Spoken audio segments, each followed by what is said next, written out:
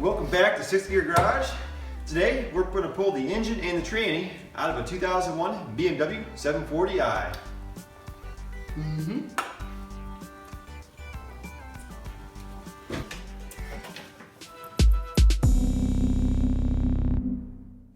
Hey guys, before you watch this video, I just want to make it clear that this is a disclaimer that what you do is done at your own risk. Just because we do something doesn't mean it is the most safe or efficient way. For example, you're going to want to use a load leveler. That's going to help you be able to adjust the pickup point on the motor, which we did not have. That'll save you a lot of time. Also, you're going to want to get a fan clutch wrench and get this fan out of the way. That'll also save you some headaches. Now, we don't list every single socket size, the wrench size that you need for taking all these bolts out of here, because this is meant to more be a technical overview. There are manuals and stuff like that that you're going to want to get if you need to work on this for your first time and you're not familiar. If you're working on BMW, you should have most of these tools anyways, with the exception of the ones I just listed. So enjoy the video. This was about a 6 to 7 hour job, and hopefully you get it done faster than we did. So starting off here in the engine bay, I've disconnected the obvious things that are going to go with the motor, and that is the oil filter housing, the power steering fluid reservoir, and coming up here in the front you can see I've got the radiator removed already, and I want to try and find a way to not have to mess with this AC compressor right now. I'd like to leave the whole system intact and just unbolt that from the motor and leave the compressor hanging in the bay. We'll see how that works out. Coming under the other side here, I've got a couple more bolts you have to find to get this thing loose. I'm sure there's some hidden back there in that dark alley that I just haven't found yet. You can see all that green mess on the bottom of the compressor. That's actually a dye that a shop will put into the system to test for leaks. And it looks like my compressor has a slow leak. There is still a lot of pressure in the system, so that's why I like to leave it intact. I don't have a fan clutch wrench, so the fan is going to stay on for now, and we'll figure that out later. I've already got the exhaust off, and that is one giant piece from the headers back. And while I'm working up front, Mikey's under the car figuring out how to remove the drive shaft. First thing to do is to remove the transmission crossmember / support mount, whatever you want to call it. It's this big aluminum piece with the two mounts on it. Then it's on to the drive shaft bolts.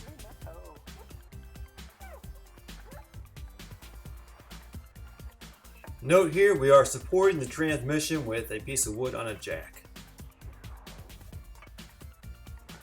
And there are 3 of them, and they were very tight.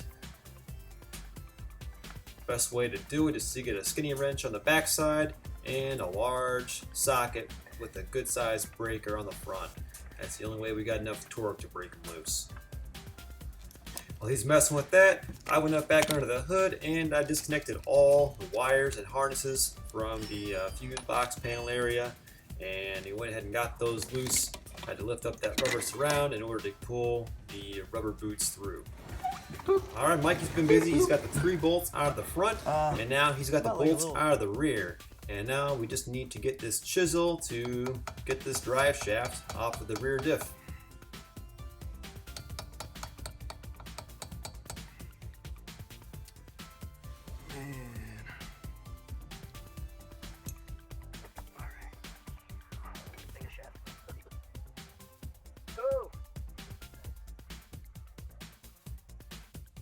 Now's a good time to go ahead and drain the transmission fluid. We went ahead and put that crossmember back in for the time being, just to keep the weight off of the bottom of the transmission. And next we're going to remove this cable that goes to the shifter. And with the exhaust and the drive shaft out of the way, you can see it comes in right here. And there is the end that went into the transmission.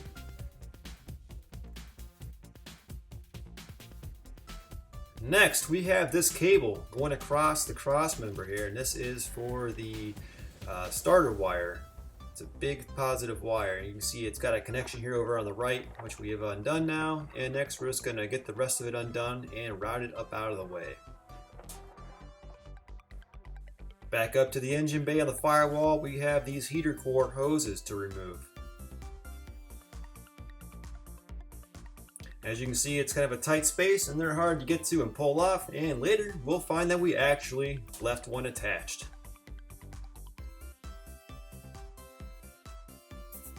I don't have the proper tool for this plastic fuel line disconnect here, so I just went ahead and snipped the hard line over on the chassis side, so I didn't want to harm the fuel line that goes to the engine.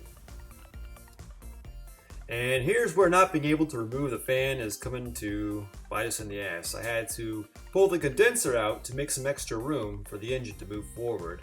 And again, we're trying not to have to bleed the AC system, so we kind of just have it bent up over to the side. I don't like bending these lines, but this is what we need to do to make the space.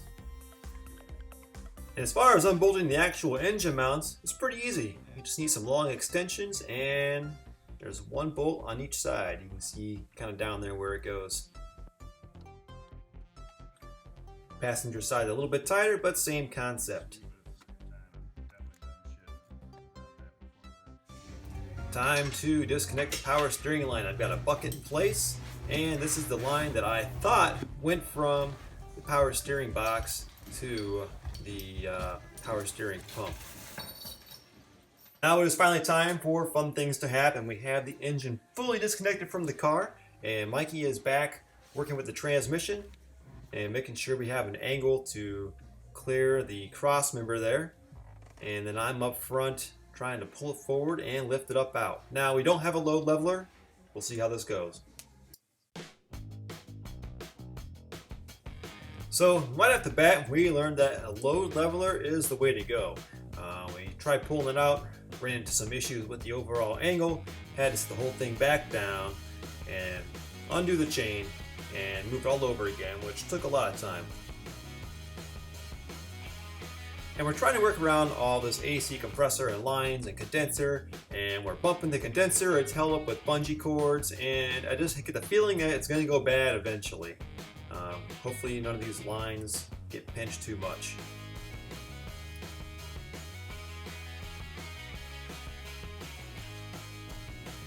And right about now is when I realized that I unhooked the wrong power steering line. The one that I unhooked actually went to the reservoir, which is going with the motor, instead of the one that went to the steering box. So we're taking a break and I'm looking at that now. You see there's two fittings for the power steering lines. I disconnected the bottom one. It should have been the top one. The top one wraps all the way around the motor and bends back around and goes into the steering box, which is right here. And now we have found that the driver's side exhaust manifold is hitting the steering column. So we got a long pry bar and we unbolted the bolt holding that down, and we're trying to pry it off. And this thing was, BMW did not want this thing to come off. We are prying and prying, and finally I get Mike at the pry bar. I go in and turn the wheel, and we have to pry a little bit on each side of the fitting at a time, and eventually it came off.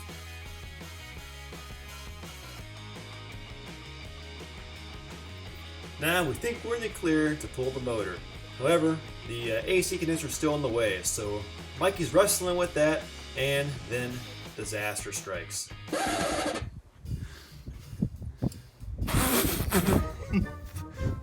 Glasses.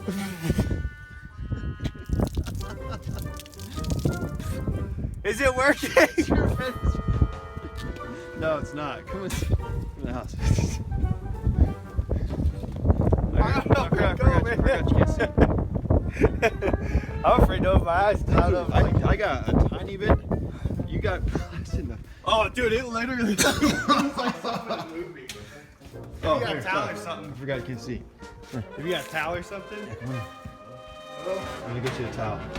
That way I don't get this shot. Oh, that's fuck. Here, I'll take your beer. I didn't spill my beer.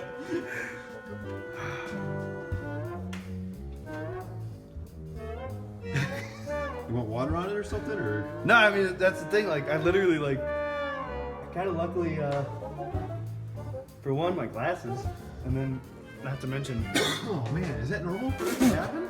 What? Explode everywhere. Well, it had the dye stuff in it. Which, I mean, it had a lot. There was a lot in there. So we're taking a break because what we tried to keep from happening happened. Unfortunately, we didn't have the GoPro going at the time. Literally yeah. We were messing around trying to wiggle the AC compressor and bent a line a little bit too much. And well, that happened. It shot the die all over the place. All right, so now that we moved that out of the way, we should be clear. After we do a shot. So today we have learned that you must remove the AC components to get the motor out. So back to trying to pull out the motor, now without the AC components in the way, and this thing is still giving us trouble. At this point we're just trying to pry the thing to get it to move, it's not budging, and we're not sure why.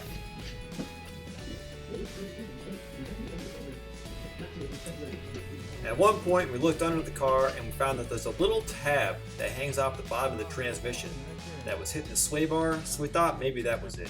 So we went ahead and tried to lift the tranny up a little bit higher to get over that, and that still was not it.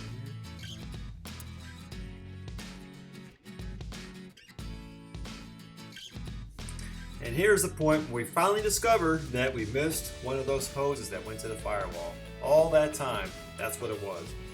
And because we left the fan on our motor, we needed a little bit more space to get that by. So we took this cover off from the radiator core support, and there are 2 spot welds on each side that we had to drill, and then the rest were just bolts. And once we got those out, we had the space we needed.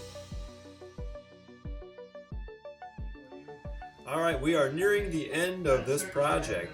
Mikey is under the car, pushing the transmission forward with his feet, and I'm up at the front, lifting it higher with the hoist. And between my lifting and his pushing, we were able to get the angle just right and clear the front of the car. Still got good 2-3 inches of clearance up here.